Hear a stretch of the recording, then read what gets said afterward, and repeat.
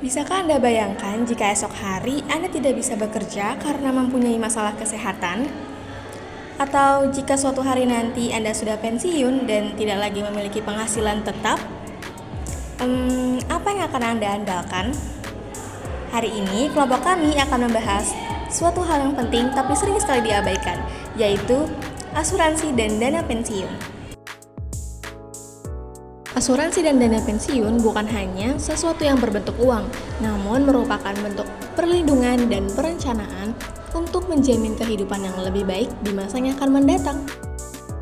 Tapi memangnya apa sih itu asuransi dan dana pensiun? Lembaga keuangan asuransi adalah badan usaha yang memberikan jasa dalam bentuk perlindungan terhadap risiko finansial yang mungkin terjadi di masa depan, seperti kematian, kecelakaan, kebakaran, atau penyakit. Sementara lembaga keuangan dana pensiun adalah badan yang menghimpun dan mengelola dana dari peserta selama masa kerja, lalu menyalurkan manfaat pensiun kepada mereka saat mereka memasuki usia pensiun. Keduanya berperan penting dalam stabilitas ekonomi masyarakat. Namun secara spesifik, peran lembaga keuangan asuransi yang pertama adalah sebagai perlindungan resiko keuangan, yang kedua mengurangi beban negara, yang ketiga meningkatkan rasa aman, dan yang keempat penghimpunan dana dalam waktu jangka panjang.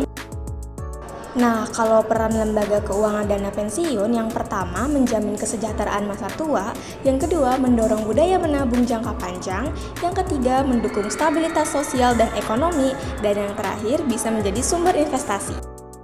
Singkatnya, keduanya berperan dalam perlindungan dan perencanaan keuangan jangka panjang, baik untuk individu, keluarga, maupun negara. Memangnya apa aja sih jenis-jenis lembaga industri keuangan asuransi dan dana pensiun? Jenis-jenis lembaga keuangan asuransi yang pertama adalah asuransi jiwa, berfungsi memberikan perlindungan finansial kepada keluarga atau ahli waris jika tertanggung meninggal dunia atau cacat total. Jenis kedua adalah asuransi umum, berfungsi menanggung risiko kerugian terhadap aset, seperti rumah, kendaraan, dan usaha. Jenis yang ketiga adalah reasuransi, fungsinya untuk memberikan perlindungan terhadap perusahaan asuransi dengan menanggung sebagian risiko yang mereka terima dari nasabah. Sementara jenis lembaga dana pensiun yang pertama adalah dana pensiun pemberi kerja atau DPPK. Biasanya dikelola oleh perusahaan pemberi kerja untuk memberikan manfaat pensiun bagi karyawannya. Contoh lembaganya adalah dana pensiun PT Telkom dan dana pensiun BUMN. Jenis kedua adalah dana pensiun lembaga keuangan atau DPLK. Biasanya dikelola oleh suatu lembaga keuangan seperti bank dan perusahaan asuransi yang terbuka untuk siapa saja baik individu maupun karyawan. Contoh lembaganya adalah DPLK BRI, DPLK Manulife, dan DPLK BNI. Nah, cara kerja dari asuransi dana pensiun adalah yang pertama, peserta menyetor iuran secara rutin baik bulanan atau tahunan. Yang kedua, dana dikembangkan lewat investasi oleh pengelola. Dan yang ketiga, setelah pensiun, peserta akan menerima uang pensiun secara berkala dalam bulanan atau lump sum, yaitu sekali bayar.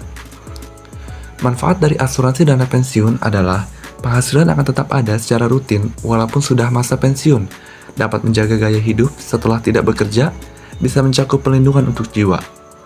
Lalu, lembaga-lembaga yang mengelola dan mengawasi asuransi dana pensiun itu seperti dana pensiun yang biasanya milik perusahaan atau lembaga keuangan, lalu ada OJK atau Otoritas Jasa Keuangan yang mengawasi seluruh aktivitas dana pensiun agar tetap transparan dan berjalan sesuai hukum.